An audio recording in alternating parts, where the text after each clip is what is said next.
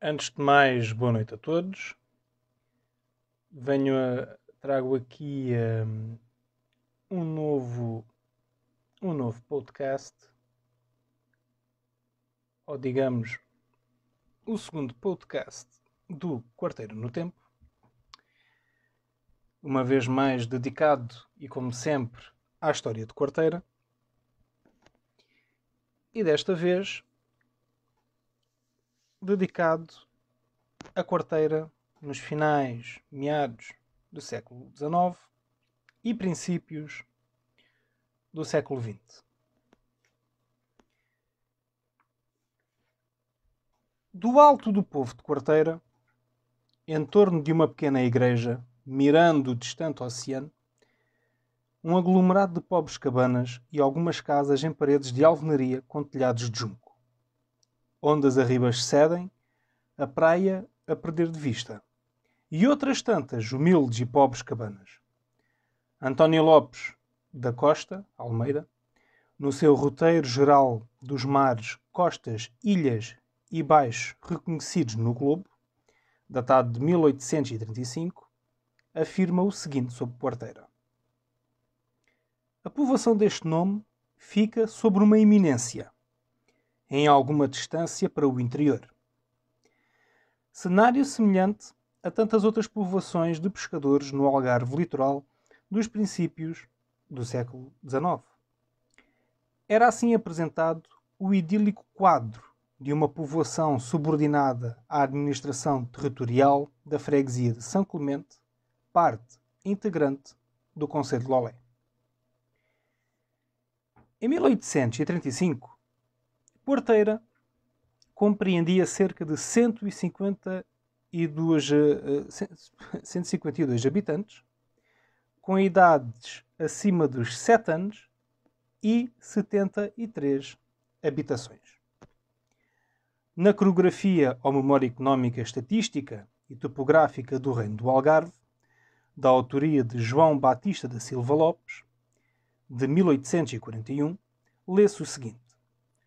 Hoje apenas consta algumas cabanas de junco, com poucas casas de pedra, distante do Castelo Velho, uns 400 passos, de onde se mudaram pelo terremoto de 1755.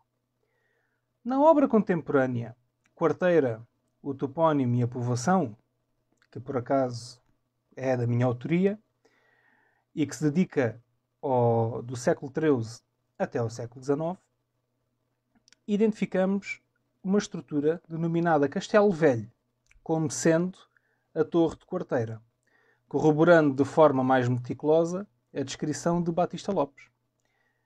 Mas retenhamos que o advento da reforma administrativa de 1836 levou a cabo transformações territoriais profundas a nível nacional e na região do Algarve.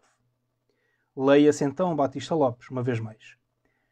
Da freguesia de Lolé, que é muito grande, cortou a junta do distrito, de 1836, para a de Boliqueime, todos os fogos do sítio de Quarteira, adquirindo os da Goldra de Baixo, que lhe estão mais próximos.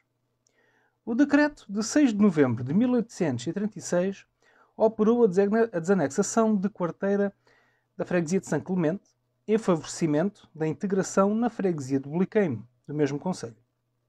Após esta data, Quarteira, ou Morgado de Quarteira, propriedade do Conde da Azambuja, encerra-se num vazio que concerne a dados de caráter urbanístico e demográfico. De certa forma, a dificuldade nos tempos atuais, relativamente à obtenção destes dados, poderá estar relacionada com a alternância política e administrativa entre estas freguesias. Outra hipótese, devido à pequena importância da povoação no panorama concelhio, excluindo-a de recenseamento. Sobre esta questão, nos princípios do século XX, Geraldine Brites, que era uma pessoa, um médico que exercia, de facto, trabalhos em Quarteira, assistência médica, ele lamenta o seguinte. Na sua obra Febres Infecciosas, Notas sobre o Concelho de Lolé. a exclusão do recenseamento das centenas de habitantes de Quarteira representa uma grave lacuna. É um período que carece de registros. Outra fonte de informação incisiva nesta matéria, que é o Plano Diretor Municipal de Lolé, de 1990, demonstra a evolução demográfica das freguesias do concelho, nomeadamente Quarteira, antes e após ser freguesia. Neste documento, podemos constatar, entre 1890 e 1920, a existência de um vazio marcante nos registros afetos à população. Somente em 1920, com a criação de um posto de registro civil na freguesia de Quarteira, é que esta questão seria, de certa forma, resolvida. Também temos que fazer alusão a Francisco Xavier da Taída Oliveira, que em 1905, e até como falámos ontem na questão relacionada com a Fonte Santa, na sua monografia do Concelho de Lolé, menciona Quarteira e remonta às origens da mítica Carteia dos Romanos. Leia-se, Carteia, que foi fundada pouco mais ou menos no local ocupado hoje pela nossa Quarteira. E sobre este tema, temos que entender que já existe um desmistificar da origem do topónimo Quarteira, desassociando-o de Carteia em favorecimento da versão latina Quartária, como a sua origem. No entanto, a Quartária já sabemos, nos dias que correm, que era, ao fim e ao cabo, a derivação latina de Quarteira e que tinha associado a si uma questão relacionada com o pagamento de um imposto de uma quarta parte sobre a produção de algo. E então Quarteira ficou, efetivamente, com o nome desta taxa que era paga, a renda quarteira. Afastada desta forma a questão de carteia romana enquanto berço toponímico e local. Há que procurar dados acerca da população que patrocinou a continuidade do sítio de Quarteira nos finais do século XIX e princípios do século XX. Ainda, com o Ataíde, ele elucida que não ficam aqui os nossos marítimos de Quarteira em número aproximado de 2000, contando com as crianças e as mulheres. Estes dados demográficos, aos quais colocamos sérias reservas, poderão aproximar-nos de uma realidade em que Quarteira seria uma próspera comunidade pescatória, sendo estes números resultantes da sazonalidade e fomento da dicotomia pesca-agricultura.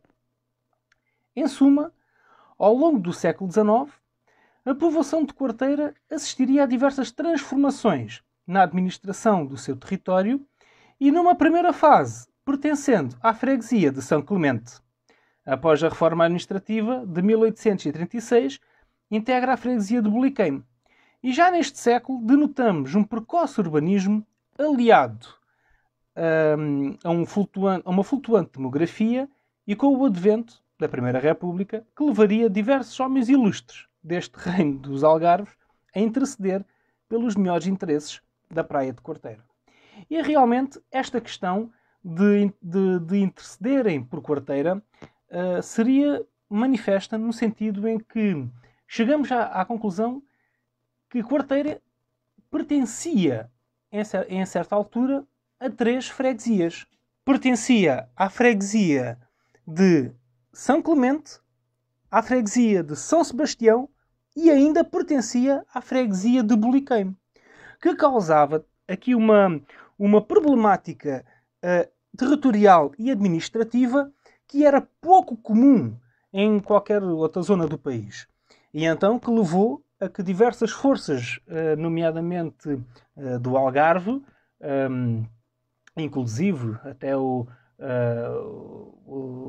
políticos, e por acaso era um político e maçom, João de Sousa, de Faro, tenha também intercedido próximo do governador civil e junto também de um grupo de quarteirenses, que todos eles, por acaso, viriam a ser no futuro presidentes da Junta de Freguesia de Quarteira, assim é que a partir do momento que tenha sido criada a freguesia, a interceder realmente para o melhoramento desta questão territorial e administrativa confusa que existia na povoação de Quarteira. E de facto, a praia de Quarteira, como era conhecida, e se nós recuarmos ao século XIX, e na tentativa de alcançar uma visão a qual possamos aclamar de satisfatória acerca desta praia, afigura-se uma tarefa árdua e laboriosa devido à pouca informação disponível. Porventura, a fonte que a respeito trata melhor este período está em João Batista da Silva Lopes, cujo pensamento relata maioritariamente os aspectos da vida económica da povoação. Aspectos que consideramos de extrema importância e que exaltam o fenómeno das pescas e associando à pobreza dos seus habitantes. De facto, Quarteira não era uma terra com grandes elites intelectuais. Todavia, nos finais deste período, começamos a ter um vislumbre do futuro de Quarteira, na gênese de um turismo algo incipiente, muito embrionário, mas que dava os seus primeiros passos. No terceiro número do jornal O Algarvio, de 14 de abril de 1889, podemos encontrar uma informação muito interessante. Uma das praias mais desafogadas, mais vastas e mais belas é, sem contestação, a Praia de Quarteira. Nos finais do século XIX, Quarteira era conhecida como a praia mais bonita e mais próxima do Alentejo e pela sua vizinhança com a vizinhança com a importante Quinta de Quarteira. Outro fator que contribuiu para a afluência de banhistas era também a proximidade com importantes focos populacionais, entre eles Lolé, Albufeira e Faro. E também existiam outros complementos de serviços existentes nesta praia. Por exemplo, entre elas, poderemos colocar a questão da inovação proporcionada pelo telégrafo e o caminho de ferro, que favorecia também a estadia de banhistas e que rapidamente poderiam entrar em contacto com os seus negócios ao receber notícias. Por exemplo, diz-nos aqui uma frase bastante importante, que eu vou ler. Com o caminho de ferro, próximo, e com o telégrafo, a 2 passos, apresentar-se em qualquer ponto do país, onde seja precisa a sua presença, o que é assaz importante que o banhista ocupe no comércio, ou então outra qualquer profissão, um lugar superior. E ainda mesmo para qualquer pessoa estranha à profissão ou a negócios de outra natureza.